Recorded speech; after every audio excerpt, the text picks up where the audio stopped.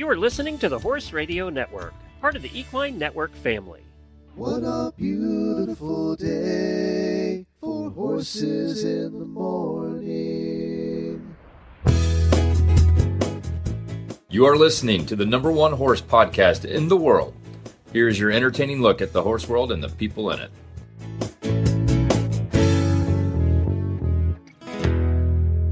This is Ashley Winch. And this is Allison Renborg, and we are coming to you live from Columbus, Ohio, from Equine Affaire, with a special episode of Horses in the Morning on the Horse Radio Network for Friday, April 10th, episode 3923. This episode is brought to you by Equine Affaire.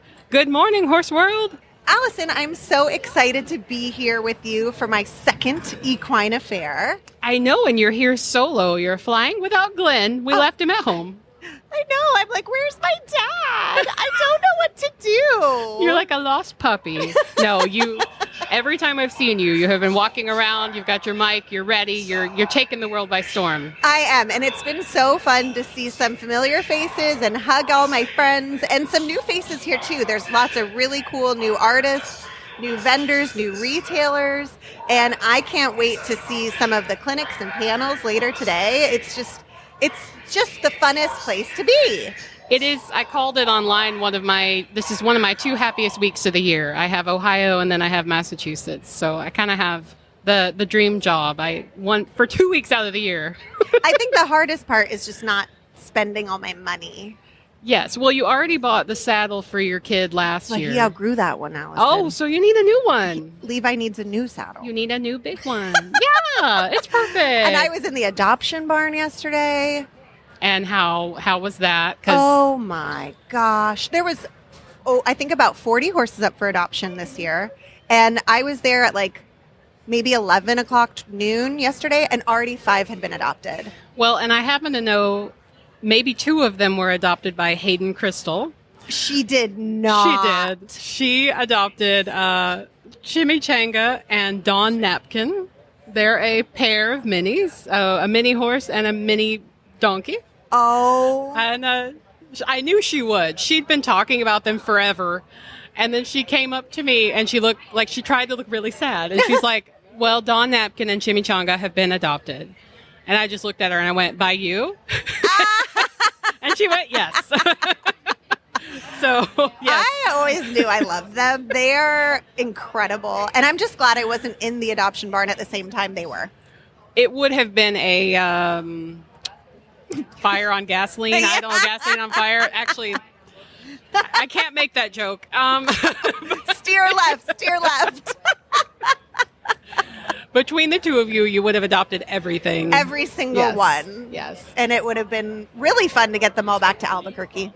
Exactly. Well, their excuse to me was that those 2 came from Oklahoma, and apparently the ASPCA also gives like a $500 voucher for travel for non-rideable companion horses. Wow. So good to know. it was almost like They're free. they were being paid to take them. Yeah, I think so. How could Hayden refuse? That is impeccable girl math. I think it's perfect. It is. And I'm trying to stay away from the adoption barn because there is a gorgeous gray horse over there that I saw his picture and I fell in love with it. Oh, no. And I'm like, I cannot go meet you in person. No, don't do it. I can't. Don't do it. His name is Ghost, so go look him up on the website. And by the way, all the adoptable horses and all the sale horses, all their info and pictures are on Equine Affaire's website. So if you want to adopt, or if you just want to, encourage someone here like Ashley to adopt, just go on the website. They all are just so darling, and so many of them are well trained. I was so surprised as I was talking to the trainers. I mean, one did hunter, jumper, dressage, and trail. Mm-hmm. Incredible. Yes. Really, really cool. Yes. You never know what education they have until they have a chance to sort of rest and recover and like come out of their shells, and then all of a sudden there are gyms out there that, through no fault of their own, they need a new home, and you could luck out. So amazing. Well, tell me what we've got going on the show today. Yes. So today, our auditors will know that I asked in the group, I said, who do you want to hear from? Who do you want to hear from at Equine Affaire? And so I took your advice, and I have been working behind the scenes to find us some good guests. And so today I'm really excited about the 2 that I picked. And then I know Ashley has a whole bunch that she has gone around and talked to. But first up, we'll have Jessica Blair Fowlkes. She is our Fantasia performer. Oh my gosh. She's very exciting, very cool. And she's sitting across the table from us right now. And so if any of our auditors were here and saw her perform last night, I heard it was amazing. And I'm going to see it tonight. So that's our first guest. And then next we're going to hear from Dave of MyStride, which is a cool little app that'll help you streamline your horse owning experience. Well, I can't wait. Let's dive right in. Let's do it. As one of the most sought-after performers in the equine industry, Jessica Blair Fowlkes has been thrilling crowds with her dazzling performances and beautiful horses for over 10 years now, and including last night, because she performed, I think it's her Fantasia debut, last night in opening night of Fantasia. So tell us how that went for you. Yeah, it's great. I've been wanting to do Fantasia for a long time now. You know, I rodeo all the time, and I do some other horse expos, and I love the nighttime shows that highlight all the different horse acts because there's so many good ones. And, you know, with rodeo, I'm always the only one at that specific event, so I don't get to visit and see the other ones. Yeah. And, you know, it's always great to be in a room full of people that just love horses.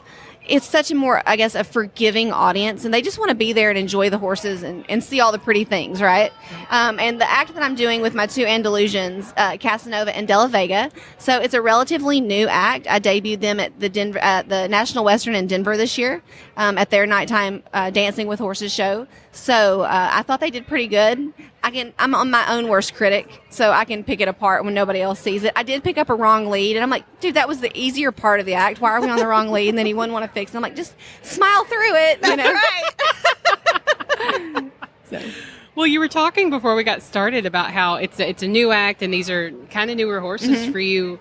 And so what's it been like to take that from the practice ring to Fantasia? Like, now you're out there with the crowd. I mean, in the practice ring, I'm on top of the world. We're amazing. We're the best in the world. You know, we're going to be the biggest new thing since sliced bread. And then you get in the arena, and then it's like, oh, no, you're not. You suck. It sucks to suck. Good for you. We're going to make a fool out of you. But that's just part of it. And I think that's the one thing with people that holds them back is you're afraid to look stupid. And if you can't get out of that comfort zone and not be afraid to make a fool of yourself, then you're not going to go anywhere. It's kind of like when you're afraid to look stupid, that's when you look stupid. Yes. I've realized. Yeah, like, you just have to own it. Yes. Embrace it. Embrace it. Go with it. Yeah. I make a bigger fool out of myself trying to play it safe than I do when I just go out on the limb and do it. Yes. So, and a little self-deprecating humor goes a long way in those situations. Yes. Absolutely. Yeah. So can you describe a little bit of your act without giving it all away for our listeners at home who aren't able to make it to Equine Affair? Yeah, so I've got 2 Andalusians. Della Vega is my newer guy. He's solid black, very flashy. I love him. And then Casanova is gray, but almost completely white. So it's a black and white theme. We go to the little Michael Jackson music because it matches the beat of the passage. And I ride one horse and work another at Liberty. Oh, fun. Wow. Oh, Yeah. my God. I can barely ride one horse, like, at any given time, let alone working 2 horses at the same time. My brain is malfunctioning. Well, see, my brain has been malfunctioning too because like this is new for me, and I usually, I started off trick riding and then started Roman riding. Okay. And that act is so ingrained in my brain. I don't have to think. I'm smiling at the audience. I'm waving. I'm having fun. I'm not even thinking about where I'm going next. I just know. And here I'm thinking, oh, wait, I need to make another circle. Oh, where am I in the music? Oh, my whip's in the wrong hand. Oh, my reins. And then to be trying to ride in a dressage frame, which I'm not by any means a dressage queen, but trying to hold that frame and keep the horse right, and then using a whip and switching hands. And then I'm all just discombobulated. And all while looking gorgeous and smiling. Smiling, chin up, chest out, shoulders back. Showmanship. Down, all the things. All the things. It's Breathe. amazing. Breathe. I don't really breathe. That's the one that always Breathing gets is me. overrated. Overrated. How much oxygen do we really need? It's fantastic. So, have you always been a Liberty Andalusian type rider, or where did you start? Liberty and Andalusians specifically are a newer thing for me. I fell in love with them a few years ago. A friend had one, and they are an amazing breed of horse. Yes. And for a while, I rodeoed and still do professionally. So I make my living on the backs of quarter horses. Sure. They're my bread and butter. They're my work horses. Yeah. And then I'm like, oh, my Andalusians are just my pretty little sprinkle over here getting all the attention. But I actually grew up showing Tennessee walking horses, Wow. flat shod and versatility Tennessee walking horses. Love and, it. And still have my mare. She's 34 years old. Oh, what's her name? Shadow. Well, she has a terrible registered name, so we just going to call her Shadow. But she's 34, and she was born when I was 5. Wow. Oh, my God. She was the first one we had, and she's got amazing blood. She's like out of Pride at Midnight or anyway, not getting into all that, but she's very old and was Yes. out of a very old mare. She was like my grandfather's pride and joy. Oh, So we showed at the sweet. celebration, the international, and some stuff like that. So That's so cool. and I still love gated horses. Yeah, walking horses are. So I'm from Tennessee. You're from Tennessee. We had our little Southerner reunion before the show started. You guys can hear the accents. Everyone coming had out. sweet tea. It was darling. Everything, yes. Tennessee walking horses are such cool horses to trail ride on, to do versatility on, to do flat shot they're on. just so good-minded, and they're so kind. They're so kind. And this might make me sound a little judgy because I judge. We listen and we do judge at my right. house. But I've taken some lessons in some dressage barns, and I've taken some lessons in some jumping barns just for fun. And there's always some people that are not confident riders, and you see them on these 17 hand warm bloods, scared to death. And I'm like, girl, go get you a walking horse and enjoy yourself. yeah. Right. We're supposed to be having fun. What are you doing? You're scared to death. You're 55, 60 years old. That's a long way I'm going to down. be there too. It's a long way down, and you're on a horse that really kind of wants to kill you. Yeah. Go get you a nice 15-hand Tennessee walking horse or gated horse and just enjoy yourself. And enjoy. They have incredible gaits. They're Oh, it's so smooth. comfortable. It's so comfortable. And so good-minded. So sweet. Yes. And the longevity. Because Yes. you're talking about your 34-year-old, and I had a very elderly walking horse mix who was my first pony, who I lost after 19 years. Mm-hmm. I mean, they'll be there forever. Forever. And Yeah. even after he wasn't rideable anymore, he was really just such a companion for me and for my other horses. So Yep. just, we got to brag on our walking horses. Yeah, real quick, and I you know. don't mean any shade towards warm bloods or No, hot-blooded of breeds course because they have their purpose. Of course they but do. they're a powerhouse. Yes. And not everybody needs a powerhouse. Right. Yes. I don't And want that's- a powerhouse. yeah, and- I want more whoa. I want just to, even now I'm like, oh, can I just enjoy myself for once? Yes. No. So, well, that's a good segue. How do you, as a performer, I mean, you've performed at the NFR and Cheyenne Frontier Days and your rodeo and you do all these things. How do you still come back to yourself and kind of remember, hey, I'm a horse girl. This is supposed to be fun. These are my friends. My horses are my friends. How do you relax with them? What do you do? I don't. You don't? Oh, bummer. Well, all right then. Great interview. Bye. Everybody's like, well, what do you do for fun? I don't. This is it. This is it. Yeah. I mean, you literally travel. I'm on the road. I usually leave at the end of May and come home middle of August. And it's myself, my 2 children, our dogs. They pack their guinea pig with them and 3 or 4 horses. And we leave out on the road. And that's just life, going from fairgrounds to fairgrounds, from rodeo arena to rodeo arena, the occasional horse expo or show. But we do enjoy it, and that their life. And I think what I struggle with the most are keeping my kids from getting resentful of my horses. Yeah. Because they see me, feeding all day, washing horses, this or that. I'm like, I could have a 9-to-5 job, and I try to explain it in a way. This horse just bought you dinner. Yeah. This horse just bought that toy that you like. So now that they're getting a little older, they understand. Yeah. And they see the. Yeah. And they see it, but it's also just trying to keep it because it is so much of a lifestyle. You Right. forget it's a job. Yes. And I kid. I mean, my horses are my life. And I always joke. I'm like, people are like, oh, my horses are my therapy. Horses are the reason I need therapy. Amen. I mean, come on, right? Honestly, though, like on the therapy, an empty indoor arena or an empty arena. That's, Oh my gosh, fresh dragged. that is church. Freshly dragged. When nobody's in there, maybe the people are up there sweeping and cleaning. That is my church. Yeah. And it's just, I just get myself again. I don't listen to music. I don't listen to anything. I just ride my horse in that silence. That's and, it. And then when we're at home, I go trail riding with the kids and, Yeah. so yeah. Yeah. That was going to be my question. Are your kids showing any interest in getting into the biz? So my little girl has a pony that she does a little trick act with, Oh, a little mini, no. and she's adorable. And neither one of them really like to ride. I don't really push it. Sure. I don't really have any kid-friendly, safe horses Yeah. either, so that's hard. You know, my quarter horses, they have one gear, and that Right. is run. And they're great at a walk, and they'll pack my kids around. But the second my little boy starts getting brave and wanting to run a little bit, there's no canter in those horses. Yeah.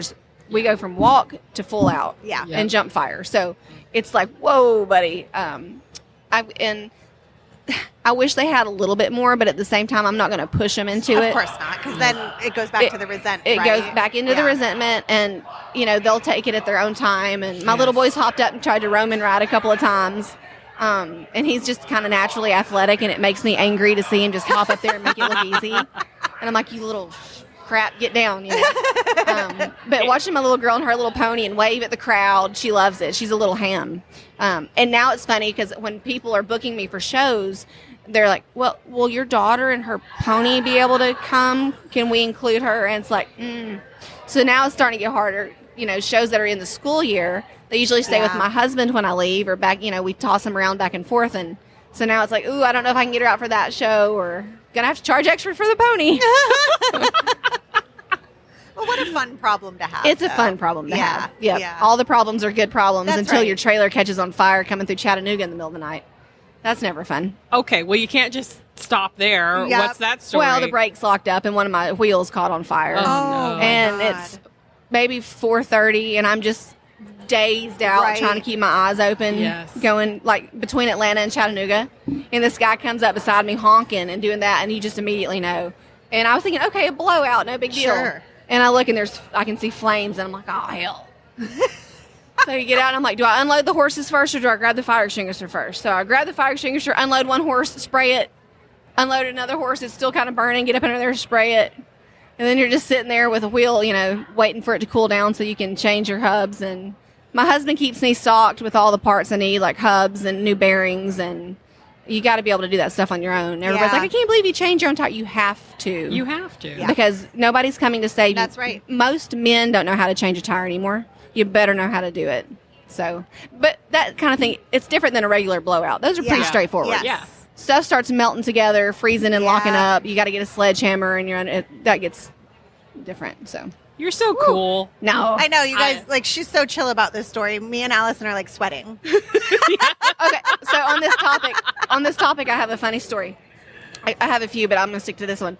We were on our way to California, and we were about to go down Donner Pass, which is a big mountain out there, Yes. and I needed to fix a brake line. So me and my kids stopped around Elko, Nevada, and my mom was with me. She takes them into the bathroom at a rest area, and I just get a brake line. I'm going to put it on really quick, no big deal. And I get under the trailer, and I look over to my right, and I see this really, really big cricket. Not Jiminy. This is not Jiminy. This is A Jiminy's like mutant zombie oh, no. apocalypse cousin. And then I look over again, and I see another one, and I look. There's like 50 of them. Oh, Lord. And I'm kind of freaked out, and I've got my wrench. I'm just kind of, I got my brake line, I got my wrenches, and I'm like, okay, I'm not afraid of bugs, I'm good. And then I hear this noise, and I look over, and this cricket is eating a dead cricket. Oh no, they are zombie crickets. And I'm like, that's not normal. I mean, this cricket's maybe the size of my fist. This is not a. Then I hear blood curdling screams, and I look out. My little girl is running. I'm talking screaming. And I get out from underneath the trailer. The entire side of the rest area of the building is covered in these crickets. Oh. Look it up. They're called Mormon zombie crickets. Mormon crickets. Stop it right now. They're like apocalyptic. They take over and they come through every now and they'll hatch out like every 5 or 6 years. They're everywhere. They cover the roads. You have to drive over them. They cover people's houses. They eat their entire yards. They burn them off with flamethrowers. It's absolutely insane. So it's like the It's a thing. cicadas that I grew up Yes, with but are they're nothing. huge. They're nothing. like Look that. them up. I'll show y'all in a minute. Wait. But if you're listening, zombie Mormon crickets, it's crazy. They called them Mormon crickets because when the Mormons settled in the Utah area, they came through and like destroyed their crops and stuff. So that's how they got the name Mormon crickets, and that's kind of their Wow. general area. My trailer was covered. It looked like I'd ran through blood. I had to Oh get my my trailer washed. And when I God. got to Salinas in California, some of the other contestants were covered too. And there was actually a lady from that town on the rodeo committee who was in ICU because she wrecked her car from sliding over the top of these crickets. Oh 'cause my of all Oh, my the- gosh. So that was traumatizing. This took a turn. So I jump in the car or in the truck and we run down. We get about an hour away and stop at a Love's truck stop. At this point, I'm just over it. I go up to like the service center. They wouldn't help me. Something about anyway. So I get back under the trailer. My mom takes the kids inside to McDonald's. And I'm under the trailer fixing the brake line. Keep in mind, the horses are still in the trailer. And I'm underneath there, and I feel something kind of warm. I look down, and I'm being peed on by one of my horses. No lie. Thanks a lot, so guys. overstimulated right now. And what's funny is I'm trying to video to get some funny, sort of content. I'm going to do this. Why not video? Let's laugh. And then my mom walks up, and I'm like, Mom, I just got pissed on. And it's all over my it's all over my stomach, my shoulder. I'm soaked because it's just dripping down through the floor of the trailer. And I'm like, well, hell, I might as well just keep fixing it while I'm under here. And I just got up and I went in the truck stop and took a shower at the Pilot. Thank goodness. But we got the brake line put on and hit the road. You never know what could happen out there. And that was all within a 3-hour time span. Oh my God. So I don't think there's anything that can top that. No. So when I tell people the creek story, they look at me like, I'm like, no. I'm going to look them up. Look them up. I don't want to look them up. Well, I'll do it for you. Okay, you tell me. Yep. And I don't want to see them. I'll convey, but that is terrifying. So that's what I do for fun. You asked me what my hobby is. That's how I enjoy. That's how I enjoy horses. Well, Jessica, this has been a hoot and a holler. Come see me at Fantasia. Yes. Buy tickets. Yes, baby. Maybe I'll just tell this story until I'm doing my act. There you go. You could have a comedian trick rider act. I like it. I think 2027. Stories from the road. Yeah, my career needs to pivot a little bit.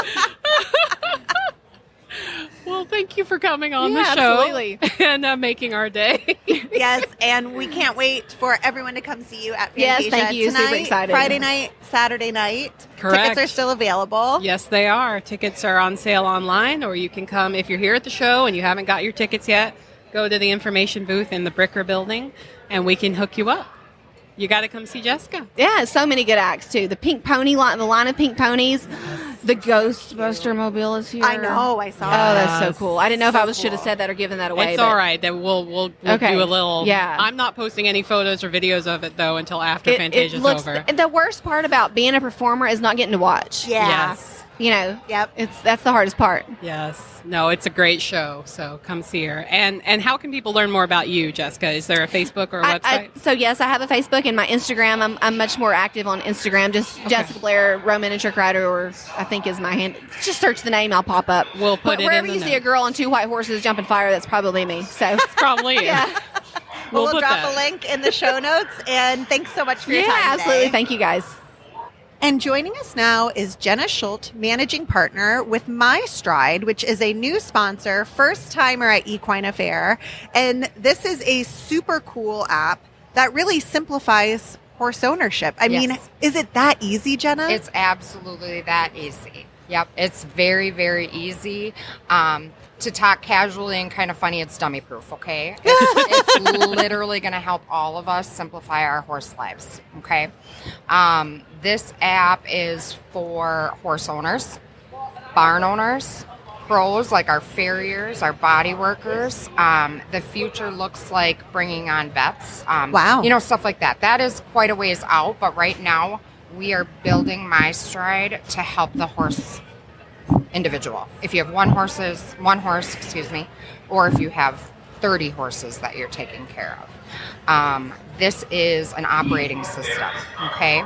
So this is going to store your horse records. This is going to take care of your lesson appointments, your farrier appointments.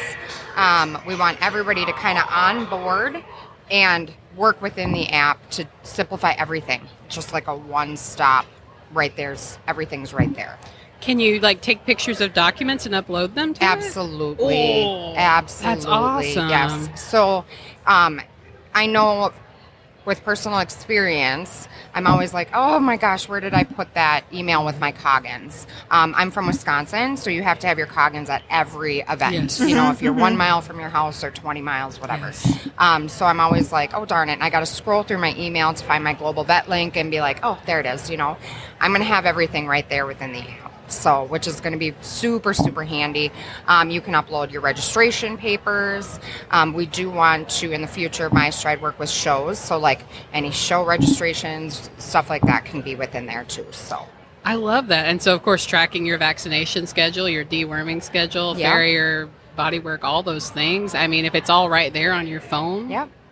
We need that. We do need that. We need that. That's the future. You know, our goal is to get rid of the whiteboards and the barns. my gosh. Okay, there's so many That's a mistakes. big goal. Yeah, it's a big goal, and it's going to take a little bit. You know, I mean, there's a lot of us that are probably set in our ways. Of course. And that whiteboard has worked for years and years and years. Yeah. But I hear so many stories of people coming to the booth just yesterday that, I mean, one story was one of her boarding horses actually rubs his hiney on that whiteboard and erases her whiteboard. What a And she stinker. loses her lessons. Yeah. That's awful. Although I he's know. probably just trying to get out of work, bless He's him.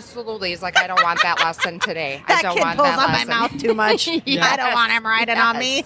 Yeah, and I had this was an event we did last fall, and this woman runs a 40-horse sporting facility. She said she has boarders that will erase stuff on her whiteboard. And I'm like, no, that's critical information. You know, that's stuff we need to know. So MyStride, your home page is going to be an activity. It's going to be that whiteboard.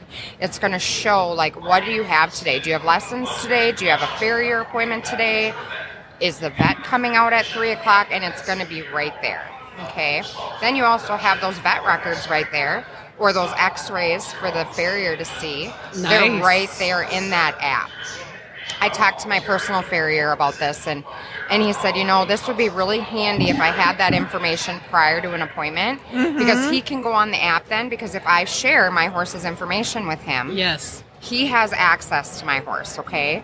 He can't change anything. Good. You know, there's those, that's structured very strong in the app, but he can go ahead and look at those vet records that I let him see, and he can go, okay, I'm looking at these x-rays. I know what's been going on for the past 6 to 8 weeks. He doesn't have to talk to me for 30 minutes prior to that trim. Yeah. You know, it's going to make everybody a little more efficient. Get to that next appointment, help that next horse. And have the knowledge from everybody else. It sounds a lot to me kind of like my chart, right? For our own medical stuff. Like my GP can see it, my specialist can see it, and everything just moves along. And like that change personally has been huge, and I'm sure we've all enjoyed it. So I can't imagine applying that to horse ownership. Yes. I mean, it's a no-brainer. Yep. And if you sell a horse, it can you transfer that ownership. Oh my God. You're not going to be emailing everything. You're not going to be looking through years of file folders. It's in the app. We're sharing it to the next owner. Previous owner is cut off. You're done. Like, you know, if you have paper records, because, you know, we all should still have backups, right? Yes. Of course. You have those paper records, but you just shared everything. You just shared years of vaccination records. We have all of that information within the app as far as like the brands and manufacturers of the vaccines and the medications, feed, all of that's in there. You do not have to manually type anything in. I love it. If there's a product that you don't see in our drop-down list, there's a handy little submit that it's not in there, and it's going to fire to our team, and they're going to get it in there. Oh. Yeah. I mean, I'm just thinking about how much easier this will make pre-purchase exams. Yep. Yes. I mean, think about that, having actually the entire history. Yeah.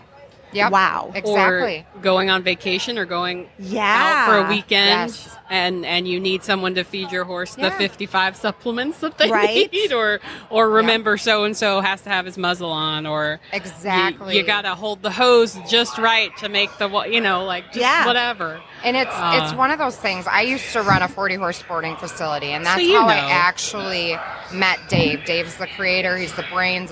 He's an amazing guy. He walked into my barn one day at an open house, and he said, "Hey, can I chat with you? I've got this idea." And I said, "Yeah," and this was almost 3 years ago now. And so we went into my office, and mind you, my office has sticky notes and whiteboards and multiple calendars. Exactly what we all know and love. And chaos, okay? And he's looking around, and he's like, you need this. And he starts telling me what his dreams are for MyStride and what his intentions and plans are. And I'm like, oh my gosh. And so we started collaborating and working on ideas and let's do this and how do we do this and this and this. And then that brought us here. Like we've got the basis of what we need for this app to really start running and changing everybody's lives. And I'm like, we need this because so much gets lost in translation and text messages. Yeah. And I said, because I worked 7 days a week. It's just the nature of the business. It's the nature of the business. We all do it. And I said, it would be really nice if I did have a day off.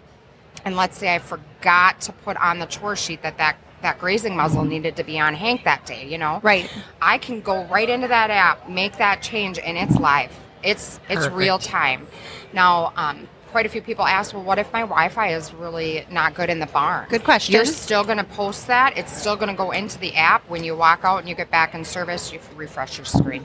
Okay. Awesome. And there it is. So everything's live. So this is it's on iPhone and Android? Yes. Perfect. Yep. And it's a paid app? No. No? No. It's free? Ladies, world, everyone, it is always going to be free. Well, you've been burying the lead now. Yeah. So it's free. It's free. That's It's amazing. free. Okay, so next question is, well, how can MyStride do it? Is it going to be full of ads? No, never. We're not doing pop-ups. We are not selling your information, nothing like that. Where MyStride is going to have their revenue is through the payment processing end of things. So if the barn, pros, lesson instructors, that those kind of people want to do their billing within the app, they can, and then that is a small processing fee on for MyStride. That's amazing. And I'm talking minimal, you ladies. It's like 1.5%. Nice. Nobody's forcing you to do anything. This app is free. We want everyone to use it. It's literally going to change our world. It is. It's going to change the horse world. And I love it because you guys have been sponsoring Ride with a Pro this year, and it makes it so easy to write the copy. I just say you can have everything in your stride. Yes. It's in MyStride. It's in MyStride. And it's such a cool name and just a great concept. Yes. So, and it went perfectly with Ride with a Pro. Yes. You guys have sponsored that this year. I love it. We are so happy to be here. 2026 is huge for us. We're actually doing Equine Affaire in Massachusetts too. Yay! We're doing quite a few big shows. Next week we're going to be at Midwest Horse Fair in Wisconsin. We'll be at the Kentucky 3-Day. Oh yeah. We've got the Mini Horse Association show in September. I mean, I think we've got about a dozen on our website that you can go on our website and see where you can find us. And that was going to be my next question. So the Google Store on Android, App Store on iPhone, what's website and socials? So right now, I do want to mention we've got about a week or two before we're really ready for public launch. We're being sticklers on that. We do not want to send it out before we're comfortable with it being ready. Sure. That just aggravates people. If there's a lot of bugs, we want to make sure that they're out. So like I said, Dave's working around the clock on that. So right now when you go to download, which if you stop at our booth, we have the QR code. And that's going to bring you just to a little contact form for your name. And then we'll let you know when we're ready to get that, when it's ready to download. So, perfect. So we're still a couple weeks out. But when we are at these shows, stop in and see us. Or if you go to our website, mystride.com, you can find it right there.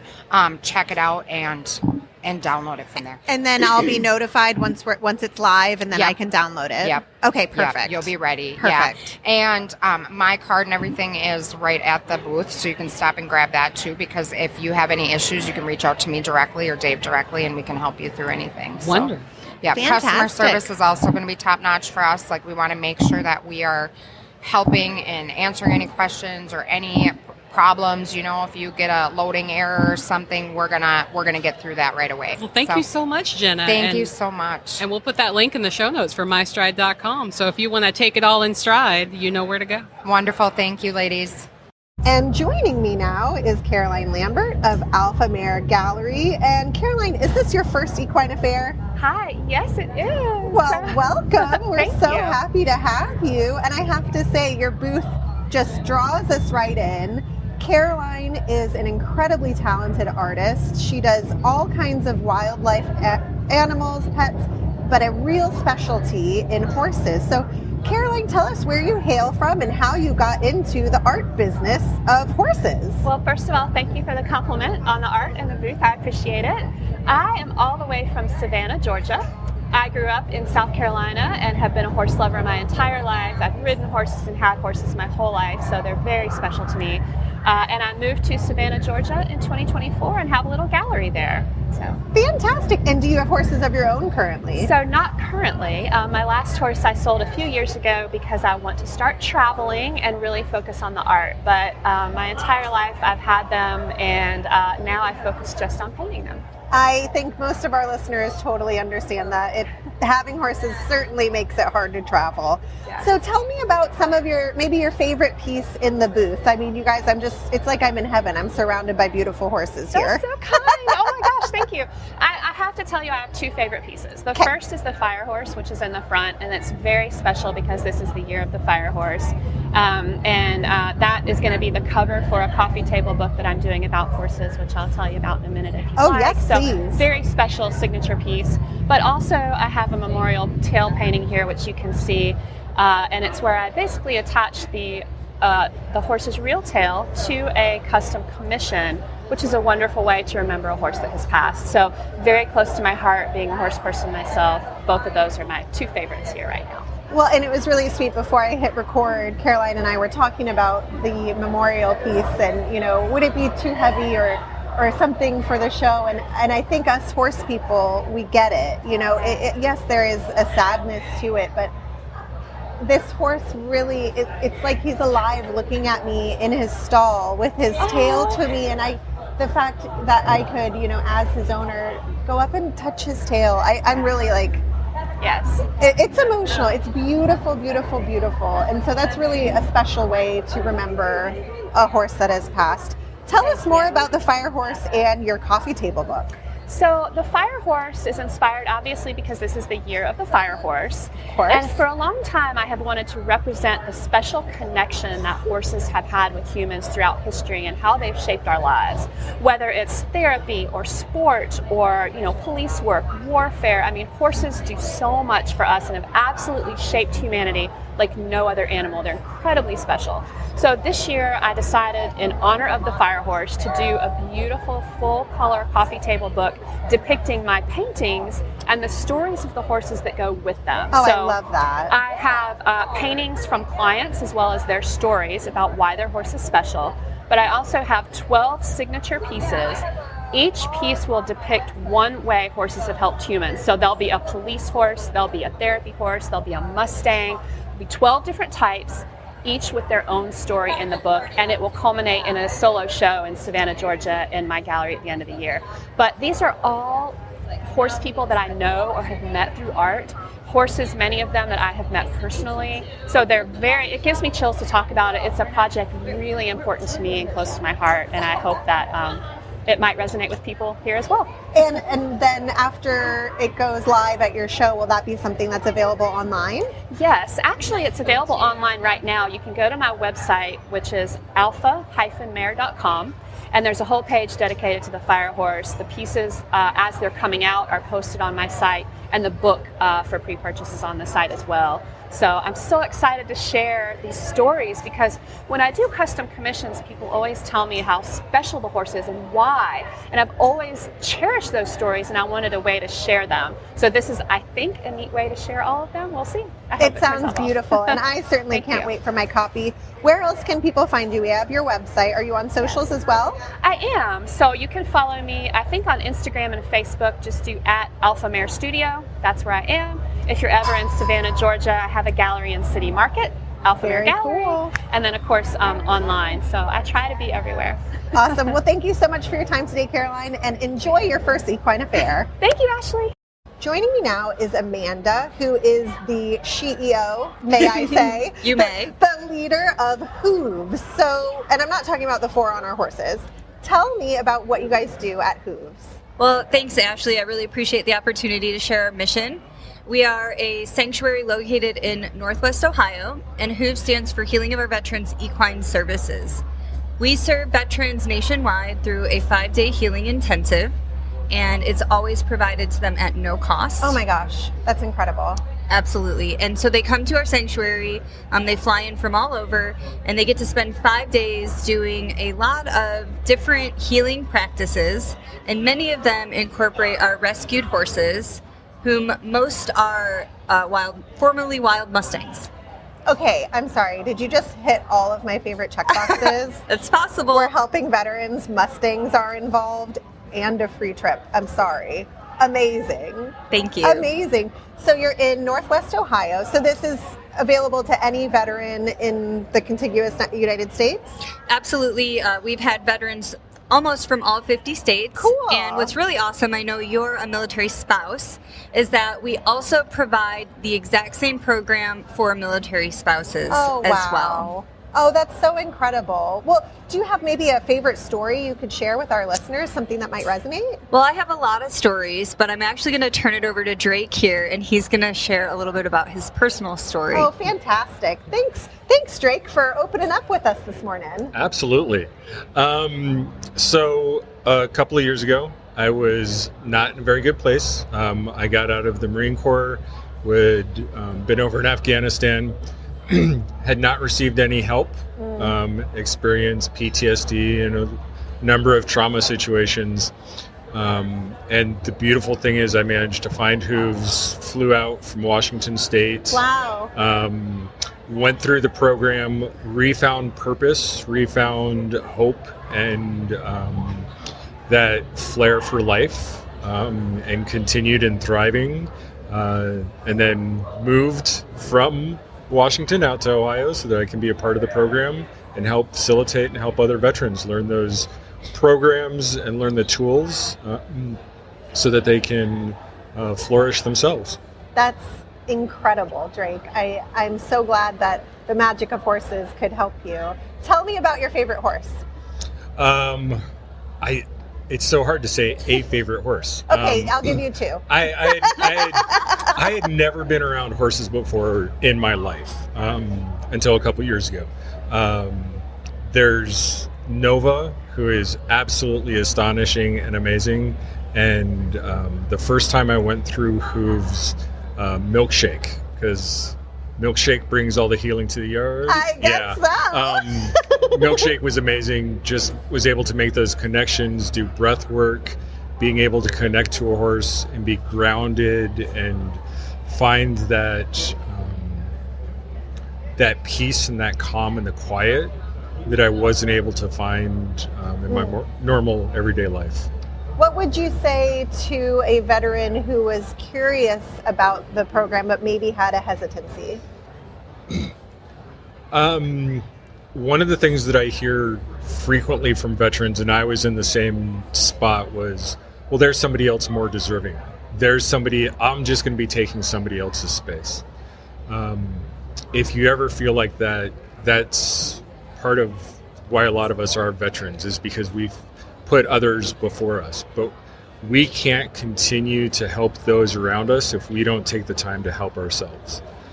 So if you're curious, if you're in any type of situation where you realize things may not be normal or status quo, take that time not just for yourself, but for those around you, to take the time out of your daily life, come out and find some healing and find those tools so that you can make a difference. Incredible. Drake, thank you for sharing your story. Amanda, where can folks find you? You can locate us at our website, HOOVES, HOOVES.us. And are you guys on socials? We are. All of our socials are at HOOVES, HOOVES, 4FOR vets. Awesome. Well, thank you guys so much for your time today, and thanks for doing the really good work. We need it. Thanks, so Ashley. Thank you. Appreciate the opportunity. So this one goes out to all of my history buffs out there. I am so excited. I ran across Ashley Swink, who is the author of the Roman Equestrian series. So tell me, how much history and how much steamy? What's the breakdown? It is a very good mix. I love it. So I have been to Britain on about 8 different research junkets, Oh my gosh. visiting all of the locations that are in the book. and getting to actually interact with a lot of the historians and archaeologists that have been doing a lot of the excavations on the ground from this era. That's incredible. Yeah, so I've included so much history all the way through the book. It is very, very detailed. I've had other authors talk to me about how they're like, you have so much history packed into these books. Oh my gosh. So tell me the setting.